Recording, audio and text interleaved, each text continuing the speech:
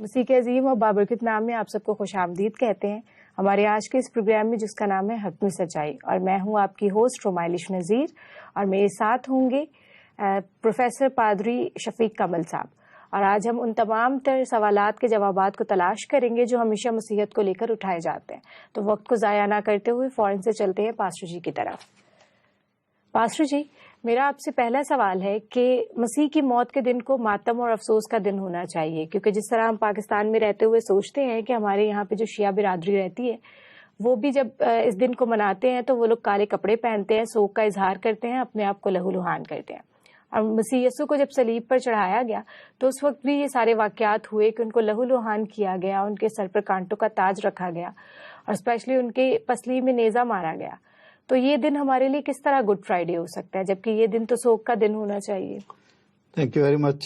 بڑا خوبصورت سوال آپ نے پوچھا کہ مسیح یسوع کی موت گڈ فرائیڈے کے دن ہمیں تو ماتم کرنا چاہیے، کالے کپڑے پہننے چاہیے، جی بالکل، اور شیعہ حضرات کی نقل کرنی چاہیے۔ شاید آپ یہ سوچ رہی ہیں، جی بالکل نہیں، ہم اس کو گڈ فرائیڈے کہتے ہیں۔ جی جی، تو گڈ فرائیڈے نام سے ہی ظاہر ہو جاتا ہے کہ ہم اس کو پازیٹیو لیتے ہیں۔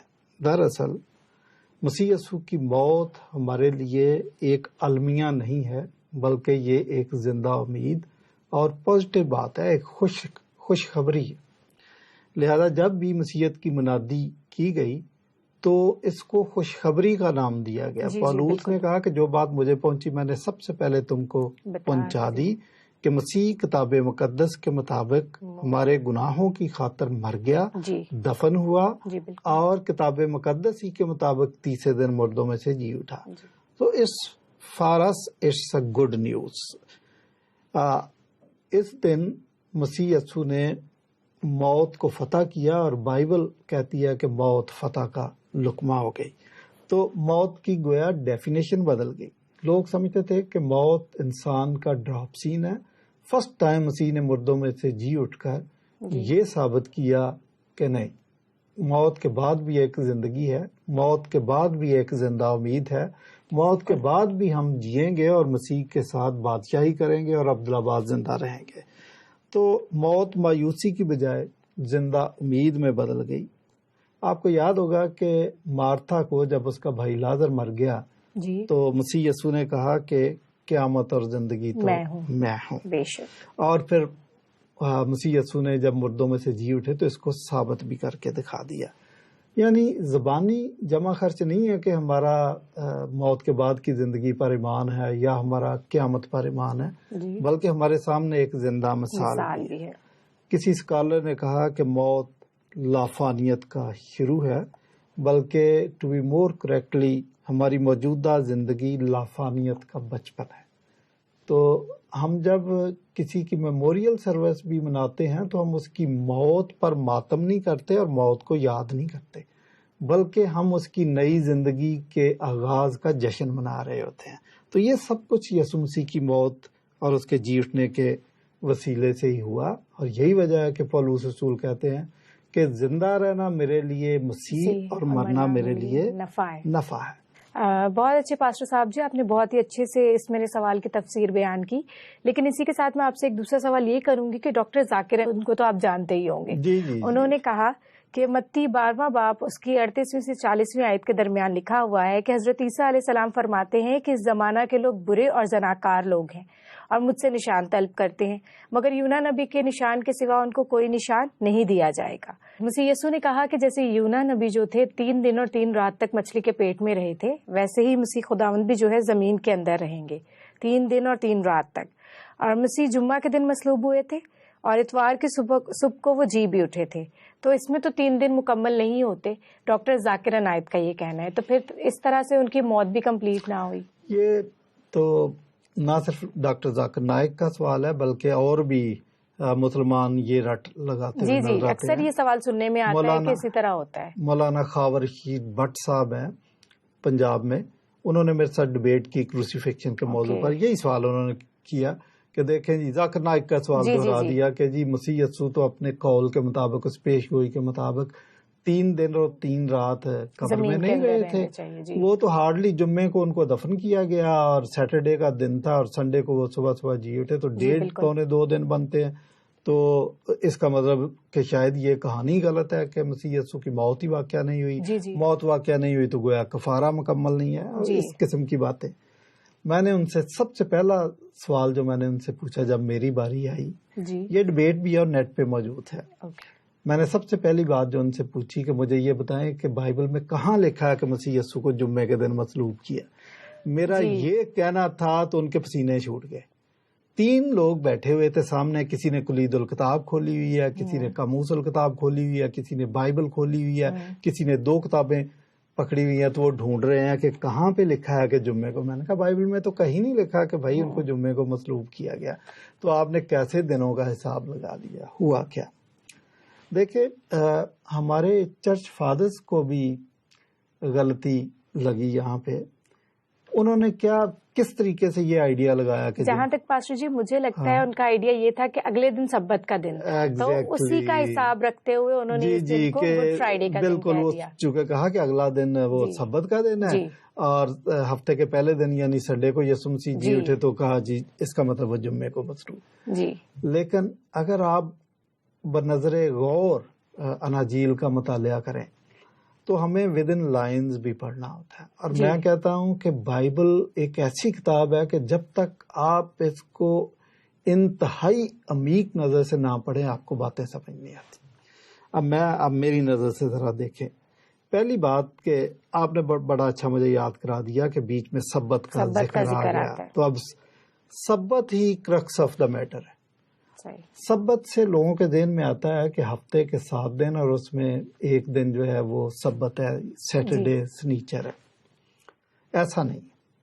جو آپ غلطی کرتے ہیں نا, اگر آپ اولڈ ٹیسٹامنٹ پڑھیں تو 3-4 قسم کے سبت ہیں. فار دا ریڈی ریفرنس میں صرف 3 بتاؤں گا آپ کو. 3 قسم کے سبت ہیں. ایک تو ہفتہ وار سبت, پیدائش 2 باب کی پہلی 2 آیات کہ 6 دن کام کرنا, 7واں دن سبت کا دن. جی. ایک سبت تو یہ ہے. لوگوں کے ذہن میں یہی آتا ہے کہ سیٹرڈے آ گیا, سنیچر آ گیا تو یہ سبت, اور شاید اسی سبت کی بات ہوتی ہے. نہیں, آپ نے کمپلیٹ بائبل کو پڑھنا ہے. ایک سالانہ سبت بھی ہے. احبار 23واں باب اس کی 4 سے لے کر 8ویں آیت تک سالانہ سبت کا بھی ذکر ہے کہ یہ سال میں ایک دفعہ آتا ہے. اور یہ جو سالانہ سبت ہے, میں ابھی سبت کے پیچھے نہیں لگنا چاہتا, شارٹلی بتا رہا ہوں, میں آپ کے سوال کی طرف ہی آؤں گا. سالانہ سبت سال میں ایک دفعہ آتا ہے اور یہ ہفتے کے کسی بھی دن ہو سکتا ہے. یاد رہے کہ جو ہفتہ وار سبت ہے اس کو سیٹرڈے کو ہی آنا چاہیے, لیکن سالانہ سبت اس کے علاوہ بھی آ سکتا ہے اور کسی دن بھی آ سکتا ہے. تیسرا سبت بھی سالانہ ہی سبت ہے, یہ بھی سال میں ایک دفعہ آتا ہے, لیکن یہ ان دونوں سے الگ ہے. یہ ہے یوم کفارہ کا سبت. یوم کپور منایا جاتا تھا. اچھا, سبت کا مطلب ہے آرام کرنا, اس دن آپ کوئی کام نہیں کر سکتے. یہی بات میں آپ سے پوچھنے والی تھی کہ سبت کا مطلب تو یہ ہے کہ آرام کرنا, اس دن آپ نے کوئی کام نہیں کرنا. تو سبت سالانہ ہو, ہفتہ وار ہو, آپ اس دن کوئی کام نہیں کر سکتے. ٹھیک ہے. تو احبار 23ویں باب کی 26ویں آیت سے لے کر 31ویں آیت تک یوم کپور, یوم کفارہ, یہ کاہن سال میں ایک دفعہ یوم کپور کے لیے پہلے اپنے خاندان کے لیے اپنے لیے کفارہ دیتا تھا, پھر پوری قوم کے لیے قربانی گزرانتا تھا. تو یہ تینوں سبت اور بھی ابھی, لیکن میں ابھی آپ کو شارٹلی بتا رہا ہوں کہ 3 سبت کہ آپ کے ذہن میں رہے کہ کہیں سبت کا ذکر آیا تو پہلے آپ نے چیک ضرور کرنا کہ بھئی یہ کون سا سبت ہے. ٹھیک ہے, بات سمجھ آ گئی ہے. اب آپ دیکھیں کہ جو عام سبت ہوتا ہے یہ تو ظاہر ہے کہ ہر ہفتے آ جاتا ہے, تو یہ لوگوں کو پتا تھا, اس کے لیے تو یہ تو ان کی روٹین تھی. لیکن جو سال میں ایک دفعہ آتا ہے وہ خاص سبت تھا. دیکھیں یوحنا 19ویں باب کی 31 آیت میں لکھا ہے کہ وہ خاص سبت تھا. یہ اب اس لفظ پہ, ان الفاظ پہ غور نہیں کرنا چاہیے کہ یہ خاص سبت تھا, تو بھئی وہ خاص سبت کون تھا. پھر اس سے پہلے یہ بھی لکھا ہے کہ جس دن یسوع مسیح کو مصلوب کیا یہ تیاری کا دن تھا. عام سبت کے لیے تیاری کا دن نہیں تھا, لیکن یہ جو سبت ہے اس کے لیے تیاری کا دن تھا. مرکز 15واں باب اس کی 42 آیت میں. تو 2 باتیں جس پہ آپ کے ضرور کان کھڑے ہونے چاہیے کہ جس دن یسوع مسیح کو مصلوب کیا گیا یہ تیاری کا دن تھا, اور اگلا دن خاص سبت تھا. سبت کا دن تھا. تو کہیں پہ آپ کو یہ نہیں لکھا ہوگا کہ جی کہ یہ خاص، لیکن یہ جو سالانہ سبت ہے اس کے لیے خاص سبت کا لفظ آیا ہے اناجیل کے اندر. پاسٹر جی سوری میں آپ کو یہاں پہ تھوڑا سا روک رہی ہوں، لیکن یہ جو سبت کا دن 7 دن کے 6 دن کے بعد آتا تھا، جی اس کو تو سارے لوگ مناتے تھے، مطلب سب اس دن آرام کرتے تھے اور خداوند کی عبادت کرتے تھے. جی جی. لیکن یہ جو 2 سبت کا آپ ذکر کر رہے ہیں کہ یہ 2 سبت جو تھے وہ سال بھر میں ایک بار آتے تھے، تو وہ صرف کاہن ہی اس دن کو سیلیبریٹ کرتے تھے یا باقی لوگ بھی جو تھے وہ تیاری کرتے تھے؟ دیکھیں وہ جو کاہن تھے ان کے لیے تو لازمی ہے، کاہن نے تو ان چیزوں کو ریگولیٹ کرنا ہوتا ہے. لیکن یہ حکم کہ اس دن آپ نے آرام کرنا ہے، کوئی خادمانہ کام نہیں کر سکتے، یہ پبلک کے لیے بھی یہ حکم تھا. جو یہودی ہے، بنی اسرائیل ہے، ان کو ان چیزوں کا خیال رکھنا ہے، کیونکہ ان کا تو سارا مذہبی سمجھے کہ وہ مذہبی بڑے مذہبی لوگ تھے، تو ان چیزوں کو تو وہ بہت مانتے تھے. اچھا، پھر اس کے بعد آپ یہ دیکھیں کہ جو تیاری کا دن تھا وہ ورکنگ ڈے تھا، اس پہ آپ کام کر سکتے ہیں. جی. اچھا، پھر جس دن یسوع مسیح کو مصلوب کیا گیا وہ تیاری کا دن تھا. اگلا دن جو تھا وہ خاص سبت تھا، اس دن انہوں نے کام نہیں کیا. خاص سبت کے بعد ہمیں وہ نظر آتے ہیں کہ کام کر رہے ہیں.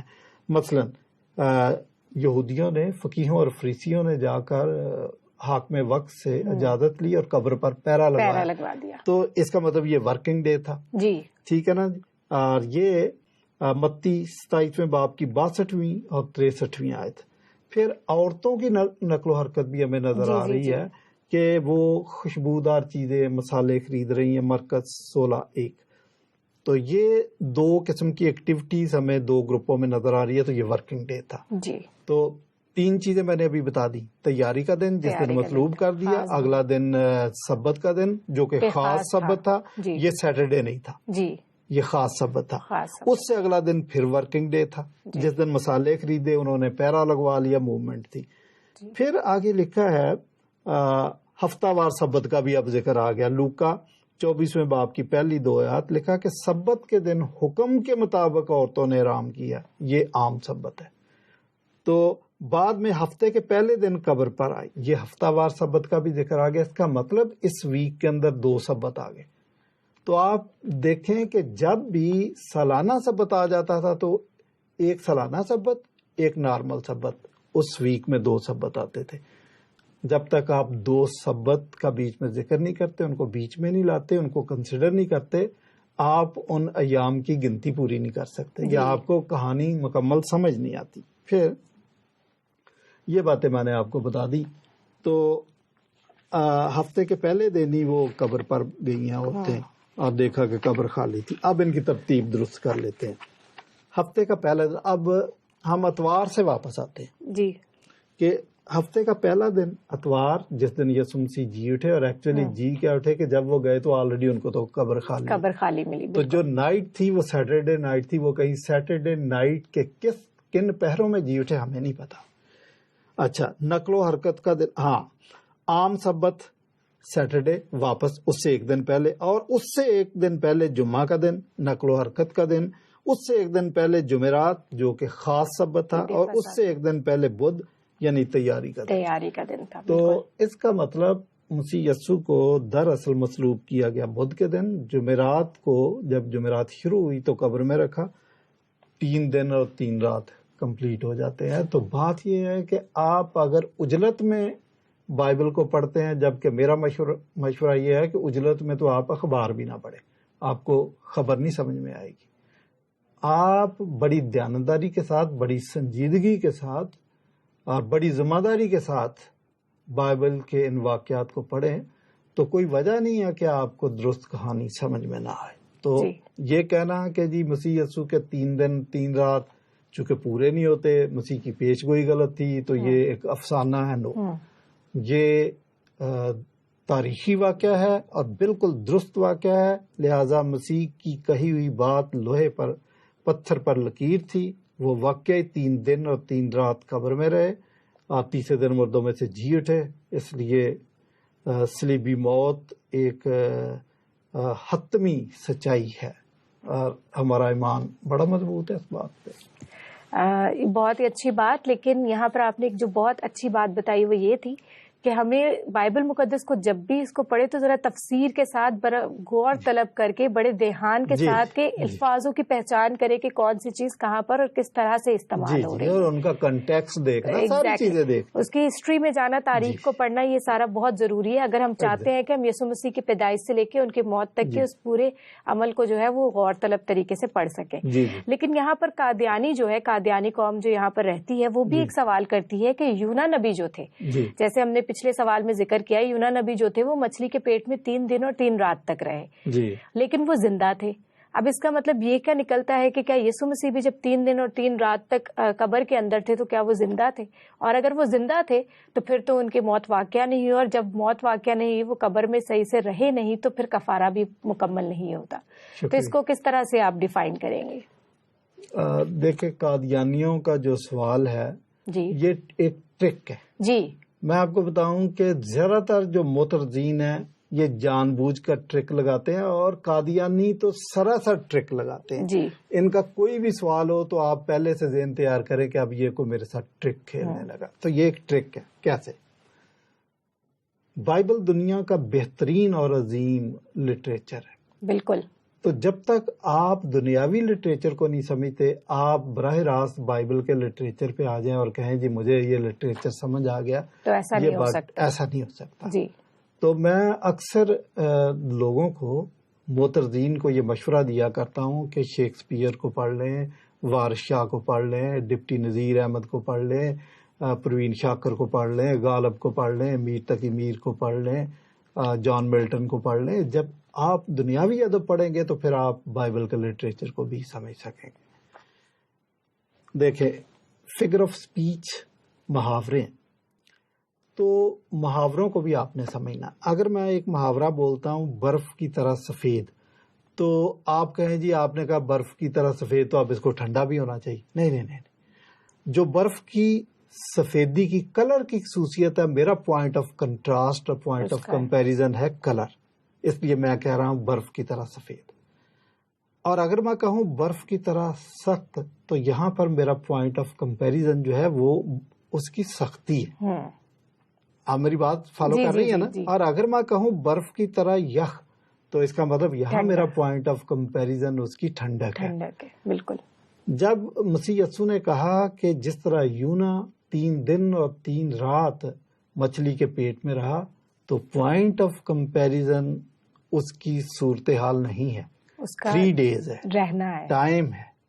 کیونکہ مسیح یسوع نے کہا اس مقدس کو، اس ہیکل کو گرا دو، میں 3 دن میں کھڑا کر دوں گا۔ بالکل بالکل ٹھیک ہے۔ پوائنٹ آف کمپیریزن کیا ہے؟ Time, 3 days۔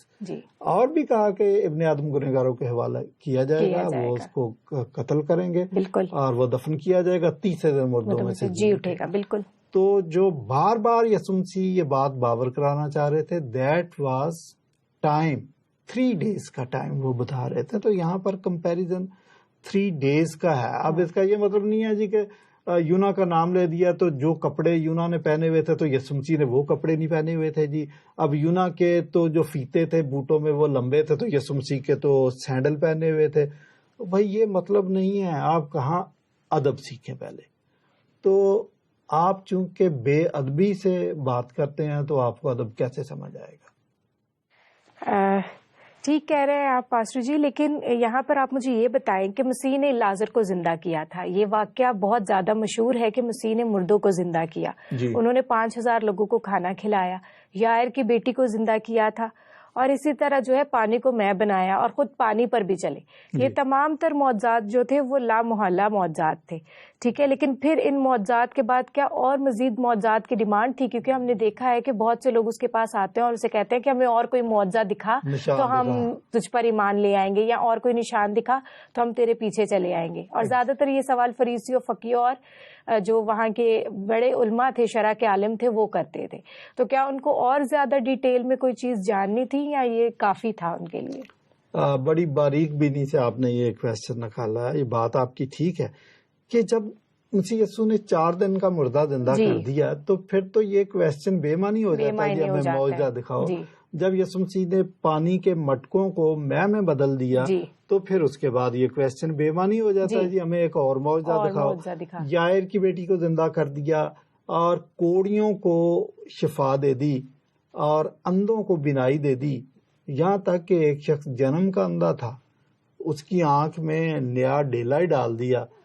پھر یہ فقیہ اور فریسی یہ کہہ رہے ہیں کہ جی ہمیں نشان چاہیے. What is the reason? کیا ہم ان فقیہوں اور فریسیوں کو اتنا بیوقوف نہ سمجھے کہ وہ بے عقلی سے سوال کر رہے تھے؟ بات یہ نہیں تھی. بات یہ تھی کہ اگر یسوع مسیح صرف یہ دعویٰ کرتے کہ میں نبی ہوں جی تو لازر کو زندہ کر دینا، پانی کو میں بنا دینا، پانیوں پر چلنا، یہ کافی تھا. پھر کسی دوسرے سوال کی، دوسرے نشان کے پوچھنے کی گنجائش ہی نہیں تھی. لیکن آپ غور سے دیکھیں کہ مسیح یسوع بھی صرف نبوت کا دعویٰ نہیں کر رہے تھے، صرف یہ نہیں کر رہے تھے کہ میں نبی ہوں. وہ کہہ رہے تھے یہاں وہ ہے جو نبی سے بڑا ہے، یہاں وہ ہے جو سلیمان سے بڑا ہے، یہاں وہ ہے جو ہیکل سے بڑا ہے. بلکہ ان کے خدائی دعوے بڑے واضح تھے کہ انہوں نے کہا بیٹا تیرے گناہ معاف ہوئے. تو جب یہ بات کہہ دی تو فقیہوں اور فریسیوں کو بڑے اچھے طریقے سے پتا تھا کہ یہ کام صرف خدا کر سکتا ہے، انسان نہیں کر سکتا. اور جب یہ کہا کہ راہ اور زندگی میں ہوں، جو روٹی آسمان سے اتری میں ہوں، قیامت اور زندگی میں ہوں، پیشتر اس سے کہ ابراہیم تھا میں ہوں، اور اس قسم کے خدائی دعوے جب وہ کر رہے تھے تو پھر لا محالہ ان کا حق بنتا تھا وہ پوچھے کہ بھائی جو آپ دعویٰ کر رہے ہو، آپ دعویٰ کر رہے ہو خدائی کا، تو پھر اس کے مطابق ہم نشان دیکھنا چاہتے ہیں. تو پھر اسی لیے مسیح یسوع نے کہا کہ یہ جو اس زمانے کے برے اور زناکار لوگ مجھ سے نشان طلب کرتے ہیں تو ٹھیک ہے، ان کی منشا کے مطابق ان کو نشان دیا جائے گا. وہ نشان کیا ہے؟ جس طرح یونا نبی 3 دن رات قبر میں رہا، مچھلی کے پیٹ میں رہا، میں بھی 3 دن رات قبر میں رہوں گا، تیسرے دن مردوں میں سے جی اٹھوں گا، میں یہ نشان دوں گا. یہاں پہ میں ایک اور بات کو ایڈ کرتی چلوں کہ مولانا ثناء اللہ امرتسری کہتے ہیں کہ مسیح یسوع جو تھے وہ صلیبی موت کے لیے تیار نہیں تھے. وہ ایک بند سی گلی میں پھنس گئے تھے، اسی لیے جب وہ صلیب پر تھے تو انہوں نے کہا اے میرے خدا تو نے مجھے کیوں چھوڑ دیا. تو ان کا یہ کہنا بالکل ٹھیک تھا، یا اس پہ آپ کس طرح سے وضاحت کریں گے کہ یسوع مسیح کا یہ کہنا کسی اور طریقے سے تھا یا واقعی یہ تھا جو وہ یہ کہہ رہے ہیں؟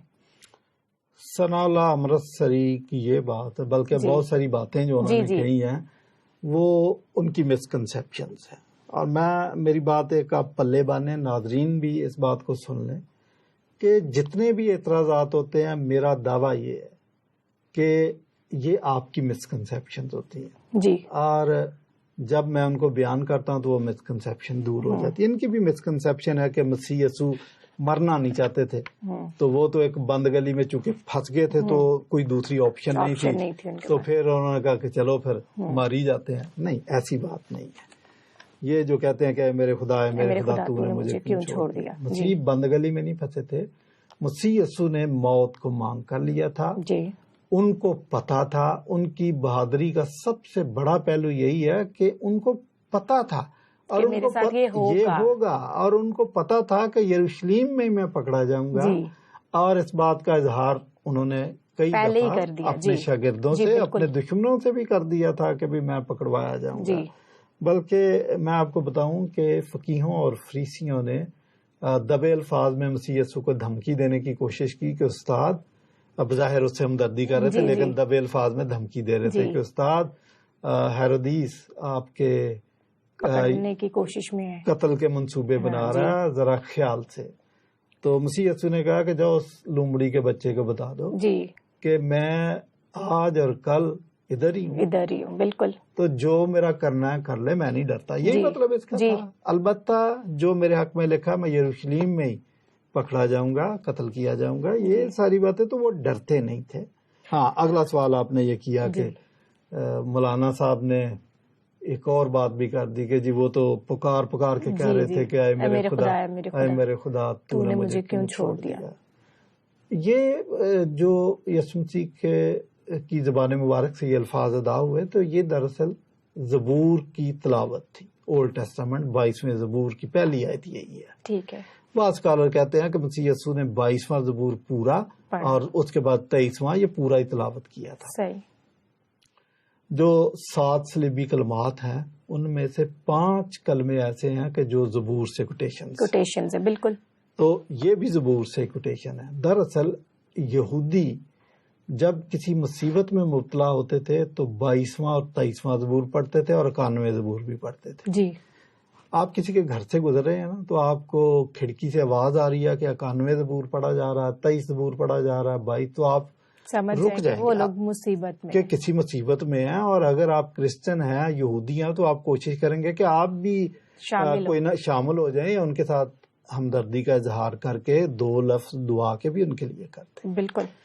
تو جب یسوع مسیح نے یہ کیا تو یقیناً وہ یہودی جو ان کو صلیب تک لے کے آئے تھے, ان کے کلیجے میں ٹھنڈک تو پڑی ہوگی کہ نانی یاد آ گئی, وہ تو یہی کہتے ہوں گے. جی. ٹھیک ہے نا. تو بہرحال 22واں زبور ایک ایسا زبور ہے جس کے اندر 16 پیش گوئیاں ہیں جو صلیبی واقعے پہ جا کے منطبق ہوتی ہیں. بڑا امپورٹنٹ زبور ہے. سو مچ سو کہ نیو ٹیسٹامنٹ کے اندر کہیں بھی آپ کو یہ ذکر نہیں ملے گا کہ مسیح یسوع کے ہاتھوں میں تو کیل ٹھوکے گئے, لیکن پاؤں میں کیل ٹھوکنے کا ذکر نیو ٹیسٹامنٹ میں کہیں نہیں ہے. یہ 22ویں زبور کے اندر آپ کو ملتا ہے کہ اس کے پاؤں بھی چھیدے گئے, اس کے پاؤں میں بھی کیل ٹھوکے گئے. جی. تو اس زبور سے اگر یسوع مسیح نے کوٹیشن دے دی ہے تو یہ کوئی اچنبے کی بات نہیں ہے. ٹھیک, بڑی انفارمیٹو بات کی آپ نے, لیکن اس پروگرام کو ہم آخر تک پہنچانے کی کوشش میں ہیں. تو میرا آخری سوال آپ سے یہ ہے کہ آپ ہمارے ناظرین کو یہ بتائیں کہ گڈ فرائیڈے کا حقیقی جو میسج ہے وہ کیا ہے. پیشن آف کرائسٹ فلم اگر آپ نے دیکھی ہے, بالکل. ناظرین اگر آپ نے بھی پیشن آف کرائسٹ دیکھی ہے تو آپ کو میری بات فوراً سمجھ آ جائے گی. اگر نہیں دیکھی تو جواب سننے سے پہلے ایک دفعہ اس فلم کو ضرور دیکھ لیجیے. جب یہ فلم پہلی دفعہ سینمے میں لگی تو جو اس کا ڈائریکٹر تھا وہ لوگوں کے تاثرات جاننے کے لیے سینمے کے باہر کھڑا ہو گیا کہ جب لوگ فلم دیکھ کے نکلیں گے تو ان کے تاثرات میں پوچھ لو ذرا. ایک بوڑھی عورت جب نکلی تو اس نے اس سے پوچھا کہ آپ نے پیشن آف کرائسٹ دیکھی, کیسی فلم تھی؟ اس نے کہا فلم کو چھوڑو کیسی تھی یا کیسی نہیں تھی. جو بات میں نے آج نوٹ کی سیکھی ہے وہ یہ ہے کہ ہم مسیح یسوع کے دکھوں کو, اس اذیت کو بھول چکے تھے جو مسیح یسوع نے ہمارے گناہوں کے کفارے کے لیے اپنے جسم پر برداشت کی. اس فلم کو دیکھ کر مسیح یسوع کے وہ سارے دکھ مجھے دوبارہ یاد آ گئے. تو گڈ فرائیڈے کا جو میسج ہے وہ یہی ہے کہ کاش کہ ہم ان دکھوں کو یاد کر لیں کہ یہ دکھ کفارے کے لیے, ہماری جان بچانے کے لیے مسیح نے اپنے اوپر لی. ادروائز ہمیں سلیب پہ ٹانگ دینا چاہیے تھا. ہم بری ہو گئے, ہماری خاطر یسوع مسیح نے سلیبی موت گوارا کی. آپ نے پوچھا کہ گڈ فرائیڈے کا میسج کیا ہے. گڈ فرائیڈے والے دن ہماری جو ٹریڈیشن ہے, ہم چرچز کے اندر 4 گھنٹے کی عبادت کرتے ہیں اور 7 کلموں کو پڑھتے ہیں, وضاحت کے ساتھ سنتے ہیں. لیکن جو بات مجھے کھٹکتی ہے وہ یہ ہے کہ یہ مسیح یسوع کے صلیبی موت اور وہ جو کلمات ہیں وہ صرف ہم گڈ فرائیڈے کے دن پڑھتے ہیں. بالکل ٹھیک کہہ رہے ہیں آپ. میرا کہنا فرق ہے. میں نے ایک کتاب بھی لکھی ہے, ریڈ کلر کی کتاب ہے, صلیبی کلمات مسیحی مشن کے تناظر میں. اس میں بھی میں نے یہ بیان کیا, آج بھی آپ کے سوال کے جواب میں بھی یہ بتانا چاہوں گا کہ یہ جو کلمے ہیں, صلیبی موت پر کہے گئے الفاظ مسیح یسوع نے دریا کو کوزے میں بند کیا تھا. اور جو الہی منصوبہ اور مسیحی مشن ہے وہ مشن جو مسیح یسوع نے صلیبی موت کے بعد شاگردوں کے اور پھر آنے والی نسلوں کے سپرد کیا, وہ مسیحی مشن کا حصہ ہے اور ان کو ہماری زندگی کا حصہ ہونا چاہیے. یہ اٹھتے جاگتے سوتے چلتے پھرتے ہر وقت یہ کلمات ہمارے ذہن میں ہونا چاہیے اور ہماری زندگی کا حصہ بننا چاہیے. یہ میسج ہے گڈ فرائیڈے کا. بہت ہی خوبصورت بیان. Thank you so much pastor ji. اور میں اپنے پروگرام کا اختتام کرتی ہوں اور ایک بہت ہی خوبصورت بات کہ ہمیشہ سچ کو بولیے, سچ کو سنیں, سچ کو صحیح طریقے سے کھوجیے اور سچ کو سننے کی برداشت کرنا سیکھیے.